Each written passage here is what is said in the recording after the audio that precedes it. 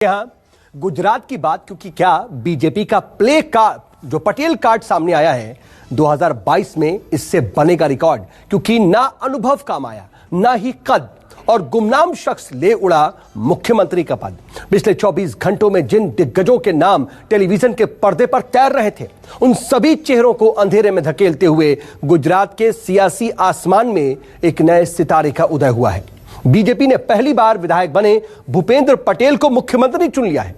आखिर क्या है गुजरात के नए कप्तान की पूरी इनसाइड स्टोरी?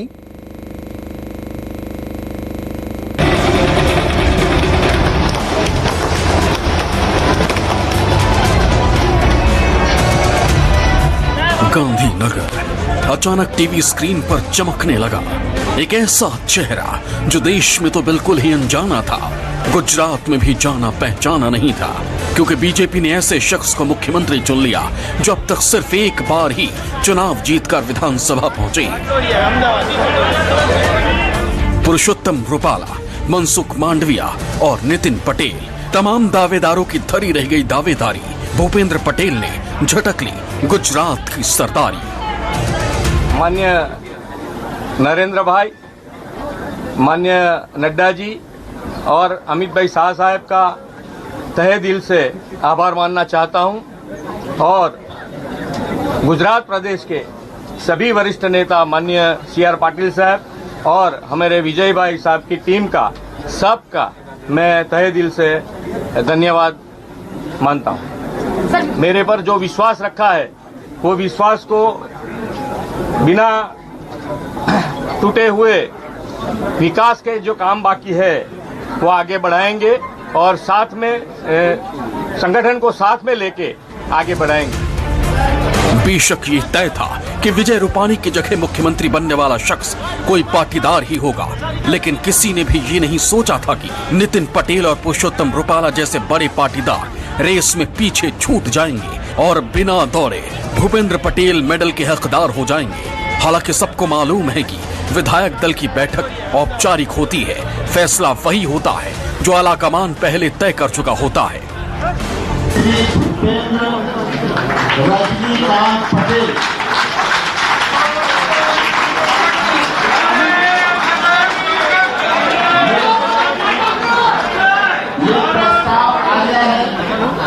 प्रस्ताव का समर्थन हो गया है। आप मीडिया के लोग यहाँ मौजूद हैं। भूपेंद्र पटेल के नाम का ऐलान होते ही बीजेपी की कारों का काफिला राजभवन की ओर कूच कर गया। राज्यपाल से मुलाकात कर भूपेंद्र पटेल ने सरकार बनाने का दावा पेश कर दिया। राज्यपाल ने भी पटेल का दावा कबूल किया और सोमवार दोपहर 2:20 पर शपथ ग्रहण समारोह तय हो गया। सीएम के ऐलान में बीजेपी अक्सर चौंकाती रही है और गुजरात भी इसका अपवाद नहीं बना। शनिवार को रूपाणी के इस्तीफे के बाद लगातार जिन नामों की चर्चा चल रही थी, भूपेंद्र पटेल उस फहरिस्त में कहीं भी नहीं थे और शायद यही उनकी कामयाबी की वजह बन गई। दिल्ली से भेजे गए दो केंद्रीय पर्यवेक्षकों नरेंद्र सिंह तोमर और प्रहलाद जोशी की मौजूदगी में बीजेपी विधायक दल की बैठक हुई, जिसमें पूर्व मुख्यमंत्री विजय रूपाणी ने भूपेंद्र पटेल के नाम का प्रस्ताव रखा और एक सुर में सबने उनका समर्थन कर दिया।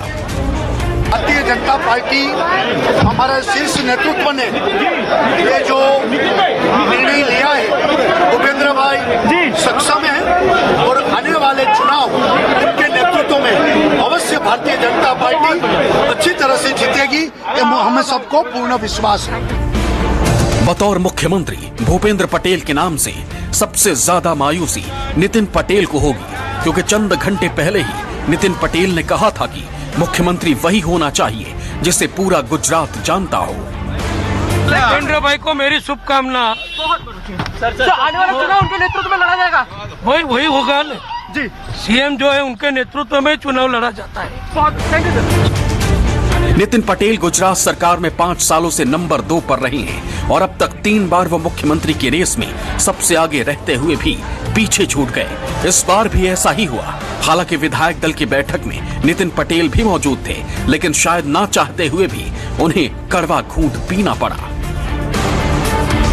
गुजरात में अगले साल विधानसभा चुनाव होने हैं। सूत्रों के मुताबिक बीजेपी के अंदरूनी सर्वे में रूपाणी के रहते पार्टी का चुनाव जीतना मुश्किल लग रहा था।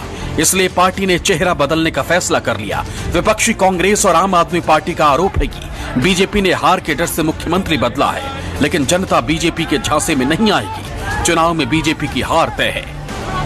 आम आदमी पार्टी ने मुख्य विपक्ष की, प्रिंसिपल ऑपोजिशन की भूमिका निभाते हुए बीजेपी को चैलेंज किया और बीजेपी को काम करो या कुर्सी छोड़ो, परफॉर्म और पेरिश के आम आदमी पार्टी के इस चैलेंज से भारतीय जनता पार्टी उत्तराखंड में अपने मुख्यमंत्री बदलने को मजबूर हो गई और गुजरात में अपने मुख्यमंत्री बदलने को मजबूर हो गई। यह है ताकत अरविंद केजरीवाल की, यह है ताकत आम आदमी पार्टी की। मैं कहना चाहता हूं भारतीय जनता पार्टी के लोगों को कि नेम प्लेट बदलने से लोगों के मन में जो आपके प्रति गुस्सा है वो नहीं बदलेगा। उत्तराखंड, आसाम, कर्नाटक। उत्तराखंड में त्रिवेंद्र सिंह गए, तीरथ सिंह आए।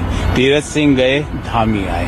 कर्नाटक में येदियुरप्पा गए, जिनको बोला गया ये भ्रष्टाचारी है, नहीं आए बोमई जी। यहाँ पर असम में सोनवाल जी गए, शर्मा जी आए। और अब गुजरात में रूपानी जी गए, भूपेंद्र रजनीकांत पटेल जी आए। क्यों हटाया गया इन्हें हटाने का क्या कारण था? इनका हटाने का कारण था कि यह लोग अयोग्य थे। ये लोगों ने इनके कारण कोरोना की पहली और दूसरी वेव में लोगों की जान गई। भूपेंद्र पटेल गुजरात के मुख्यमंत्री चुन लिए गए हैं, लेकिन बहुत सारे लोग अब भी उनकी शख्सियत से अनजान हैं। हर किसी के जहन में ये सवाल है कि भूपेंद्र पटेल आखिर हैं कौन? पाटीदार समुदाय में अच्छी पकड़, लंबे समय से आरएसएस से जुड़ा, 2017 में घाट लिदिया सीट से पहली बार विधायक बने, 1,17,000 वोटों से विधानसभा का चुनाव जीता। घाट लिदिया सीट से ही चुनाव जीतती रही हैं आनंदीबेन पटेल। मुख्यमंत्री की रेस भले ही भूपेंद्र पटेल बिना दौरे जीत गए हो, लेकिन ये ताज कांटों भरा हो सकता है, क्योंकि अब उन्हें लगातार बिना थके दौड़ना होगा, क्योंकि उन्हें न सिर्फ खुद को एक बेहतर मुख्यमंत्री साबित करना है, बल्कि चुनाव में जीत दिलाना भी उन्हीं की जिम्मेदारी है।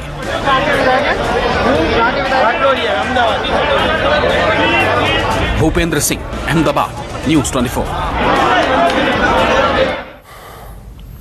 दरअसल बीजेपी की टॉप लीडरशिप हमेशा एक्शन में दिखाई देती है। प्रधानमंत्री नरेंद्र मोदी और गृह मंत्री अमित शाह अपने मुख्यमंत्रियों, मंत्रियों, सांसदों और विधायकों के जहन में यह बात अच्छी तरह से बिठा चुके हैं कि पार्टी की कामयाबी ही उनकी कामयाबी है। ऐसे में बीजेपी आलाकमान बड़े से बड़े फैसले लेने में भी नहीं हिचकती और बीजेपी के इन्हीं फैसलों का असर बीते महीनों में उत्तराखंड और कर्नाटक में भी साफ दिखाई दिया था।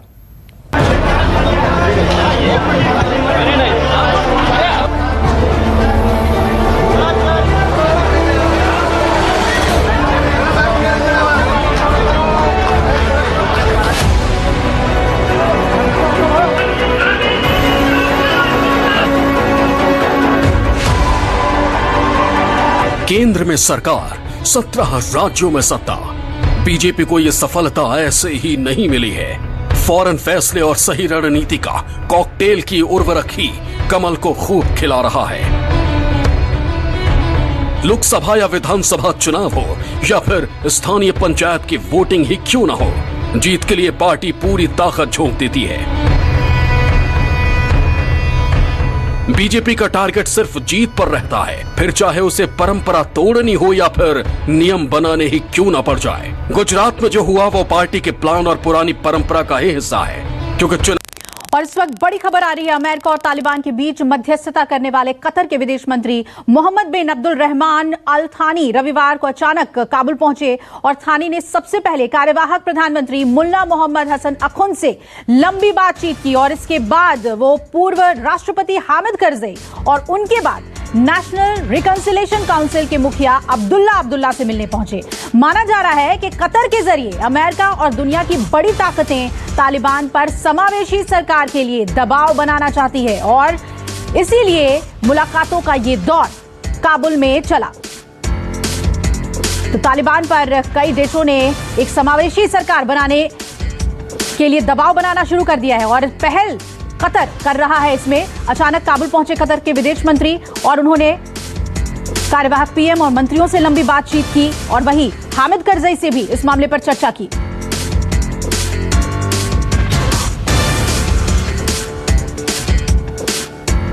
और इन सब के बीच अफगानिस्तान में तालिबान कैबिनेट की पहली तस्वीर सामने आई है। काबुल से आई इन तस्वीरों में सरकार के सभी मंत्री एक साथ दिख रहे हैं और तस्वीरों में नया प्रधानमंत्री हसन अखुंद भी दिख रहा है। दरअसल मौका था कतर के विदेश मंत्री के अफगानिस्तान दौरे का और कतर के विदेश मंत्री मोहम्मद बिन अब्दुल रहमान अल थानी काबुल के दौरे पर थे। कतर के विदेश मंत्री से मिलने के लिए तालिबान के सभी मंत्री एक साथ काबुल में जमा हुए थे और ये देखिए वही वो तस्वीरें हैं जो सामने आई है। इसमें सभी मंत्री मौजूद हैं और इसे तालिबान कैबिनेट का स्वरूप आप कह सकते हैं। तालिबान कैबिनेट की यह पहली तस्वीर सामने आई जब कतर के विदेश मंत्री पहुंचे काबुल। उनसे मुलाकात के लिए तालिबानी सरकार के सभी मंत्री मौजूद थे और चर्चा हुई है एक समावेशी सरकार को लेकर जो दुनिया की तरफ से कहा जा रहा है, एक दबाव बनाया जा रहा है कि अफगानिस्तान में समावेशी सरकार हो और उसकी पहल कतर के विदेश मंत्री ने कर दी है। पहली बार तालिबान सरकार के कैबिनेट की तस्वीर सामने आई है। इन तस्वीरों में आप देख सकते हैं तालिबान के सभी मंत्री एक साथ नजर आए और खासतौर पे मुल्ला मोहम्मद हसन अखुंद नजर आ रहे हैं जो प्रधानमंत्री बनाए गए हैं और उप प्रधानमंत्री मुल्ला अब्दुल गनी बरादर, अब्दुल सलाम हनफी, ये तमाम लोग इस कैबिनेट में मौजूद थे। अफगान का मोस्ट वांटेड आतंकी जो गृह मंत्री है वहां का सिराज हक्कानी, वो भी इस मीटिंग में मौजूद था। रक्षा मंत्री, विदेश मंत्री, ये तमाम लोग इस मीटिंग में मौजूद थे और ऐसे में कतर के विदेश मंत्री का पहुंचना काबुल में, इनके साथ मुलाकात करना, इसके कई मायने हैं। माना जा रहा है कि अंतर्राष्ट्रीय दबाव है कि अफगानिस्तान में एक समावेशी सरकार बने, यानी सिर्फ तालिबान का ही उसमें उसकी भूमिका ना हो बल्कि जो बाकी अलग अलग राजनीतिक वहां के दल हैं उनका भी समावेश इस सरकार में हो ताकि अंतर्राष्ट्रीय पैमाने पर लोगों को लगे कि अफगानिस्तान में मानवाधिकारों का ख्याल रखा जाएगा, वहां पर लोगों की जिंदगी को बेहतर करने के लिए तमाम कदम उठाए जाएंगे, अफगानिस्तान में शांति कायम हो। ये विश्व का इस वक्त विश्व की सबसे बड़ी चिंता है और उस पर देखिए पहल हो गई है। तालिबान पर कई देशों ने दबाव बनाया है कि आप एक समावेशी सरकार बनाएं जिसमें सिर्फ तालिबानी ही नहीं बल्कि अलग अलग राजनीतिक दलों के लोगों का भी समावेश हो। और ये काबुल की पहली तस्वीर आई है जिसमें कैबिनेट के सभी मंत्री नजर आए और सभी कैबिनेट के मंत्रियों का शामिल होना ये दर्शाता है कि इस पर तालिबान को भी विचार करना होगा, क्योंकि कतर के विदेश मंत्री काबुल पहुंचे सिर्फ और सिर्फ इस अहम बैठक के लिए और आगे अफगानिस्तान इस पर क्या कदम उठाता है, तालिबान क्या कदम उठाता है, ये देखना अहम होगा। लेकिन जो इंटरनेशनल फ्रेटर्निटी है उसका कहना है कि आप एक समावेशी सरकार बनाएंगे, एक मिलीजुली सरकार होगी जिसमें सिर्फ तालिबान की भूमिका ना हो बल्कि बाकी राजनीतिक दलों की भी भूमिका हो जो पहले से वहां राजनीति में सक्रिय रहे हैं। इसीलिए हामिद करजई से भी मुलाकात की है कतर के विदेश मंत्री ने और उनके कई मंत्रियों के साथ जो मुलाकात हुई है जिसमें ये देखिए ये जो तस्वीर सामने आई है, कतर के विदेश मंत्री पहुंचे वहां पर और उसके बाद मीटिंग के लिए उन्हें ले जाया गया और ये तालिबान के कैबिनेट की पहली तस्वीर दुनिया के सामने आई है। इस वक्त की बड़ी खबर आपको बता दें, उत्तर कोरिया ने एक परीक्षण किया है। बड़ी खबर इस वक्त की, उत्तर कोरिया ने मिसाइल का परीक्षण किया है। बताया जा रहा है कि क्रूज मिसाइल है जिसका उत्तर कोरिया ने परीक्षण कर लिया है। लंबी दूरी की क्रूज मिसाइल का परीक्षण उत्तर कोरिया ने किया है।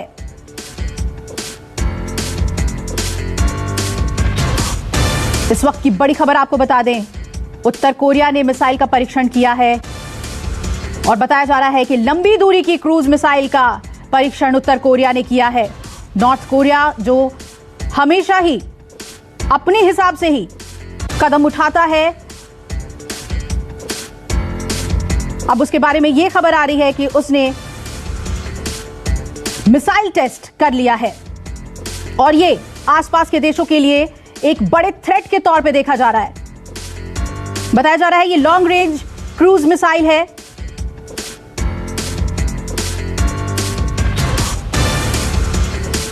और न्यूक्लियर प्रोग्राम के तहत यह परीक्षण किया गया है जिसे लेकर अब दुनिया की पेशानी पर चिंता की लकीरें आ जाएंगी। लंबी दूरी की मिसाइल का परीक्षण उत्तर कोरिया ने कर लिया। एक ब्रेक के लिए यहां पर रुक रहे हैं, फौरन लौटेंगे, बने रहिए हमारे साथ।